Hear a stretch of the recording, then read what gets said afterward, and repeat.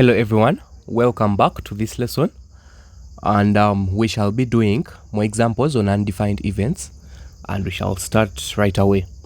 So example 3 reads, events A and B are such that probability of A is equal to 0.4, probability of A intersection B is equal to 0.1, and probability of A union B is equal to 0.9. And in part A they want us to find the probability of B. So in such a scenario, we have to look at what we are given and check whether it can help us get what the question wants us to get. For example, in a question I'm given the probability of the union, and I can actually use that because I'm given probability of the union, the intersection, and probability of set A. But I know that my probability of A union B is actually equal to the probability of A plus probability of B minus probability of A intersection B. So if I substitute, I'll have 0.9 being equal to probability of A, which is 0.4, plus probability of B, which I'm looking for, minus probability of A intersection B, which is 0.1. So when I collect like terms, I'll end up with probability of B being equal to 0.6 as my answer. Then part B wanted me to find probability of A complement intersection B, which is the same as probability of B only. So probability of B only or A complement intersection B is actually equal to probability of set B minus the intersection. So I'll have my probability of B as 0.6 minus the intersection, which is 0.1, and I'll end up with 0.5 as my probability of A complement intersection B. Then part C wanted me to find the probability of A only or probability of A intersection B complement. So probability of A only is the same as probability of A minus probability of A intersection B. So I'll have 0.4 minus 0.1, which will give me 0.3 as my probability of A intersection B complement. Then part D wanted me to find probability of A union B complement. So to get probability of A union B complement, don't forget what I told you. I told you that if I have probability of A union B, it's the same as probability of A plus probability of B minus probability of A intersection B. But the question wanted A union B complement.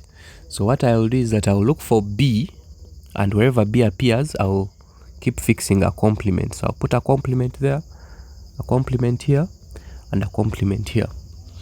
So by substituting, I'll have probability of A, which was given as 0.4, plus probability of B, which is actually 1 minus probability of B, which is 0.6, minus probability of A intersection B complement, which was given as 0.3.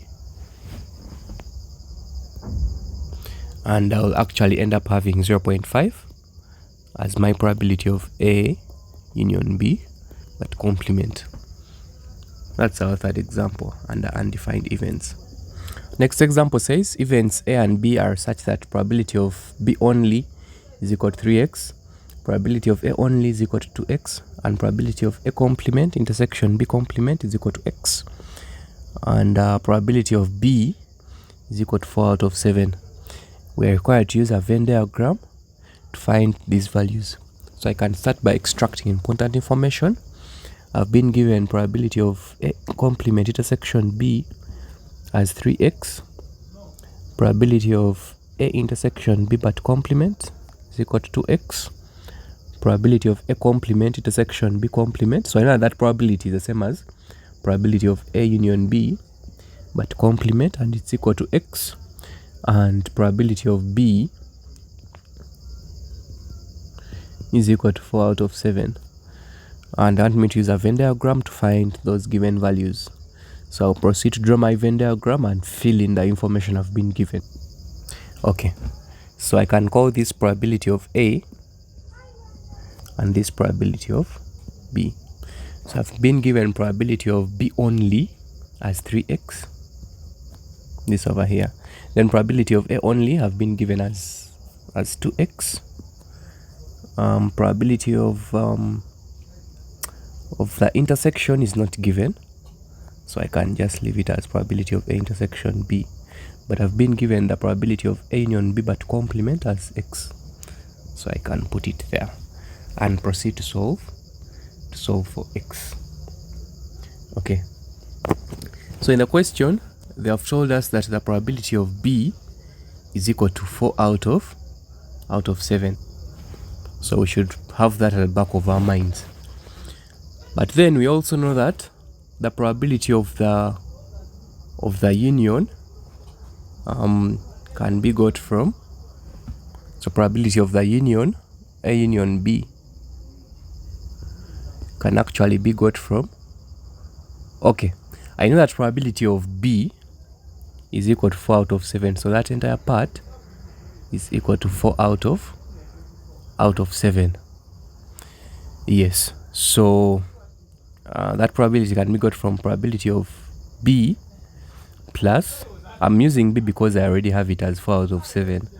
I don't want to stress myself with these values, plus the probability of A only, which is probability of A intersection B complement, plus the probability of what I have outside.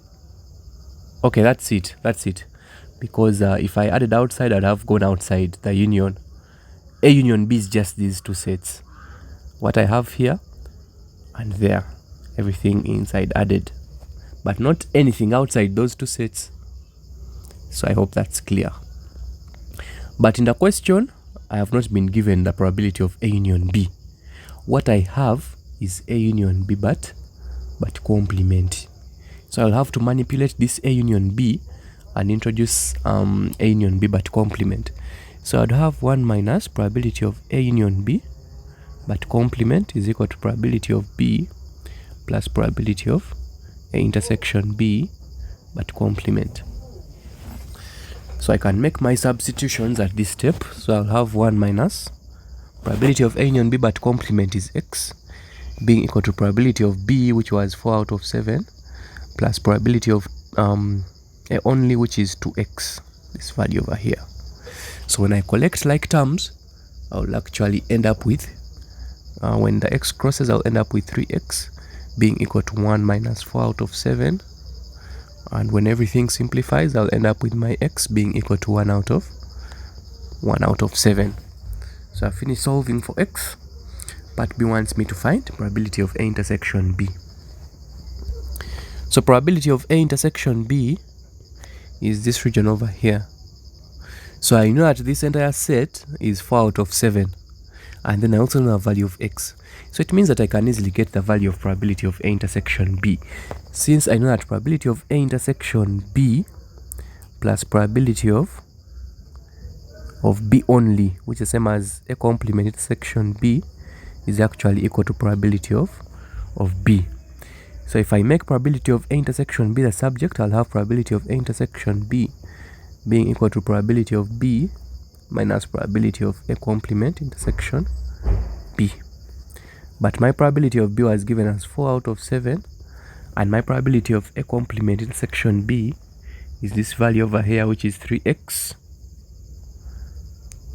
So 4 out of 7 minus 3x, but my x is 1 out of 7, so it's the same as 4 out of 7 minus 3 out of 7, and I will actually end up with my probability of A intersection B as 1 out of 7. Yes, so that will be our last example under undefined events. When we meet in the next lesson, we shall look at more interesting events, and we shall see how we can tackle such examples or such scenarios. But maybe to recap, for undefined events, we don't have any condition on the intersection. So we shall see what I mean by no condition when you look at the other types of events, like the mutually exclusive events where the intersection is equal to 0, or the independent events where we shall see how we treat the intersection of events. Thank you very much for attending the lesson. I look forward to having you in our next session. Goodbye.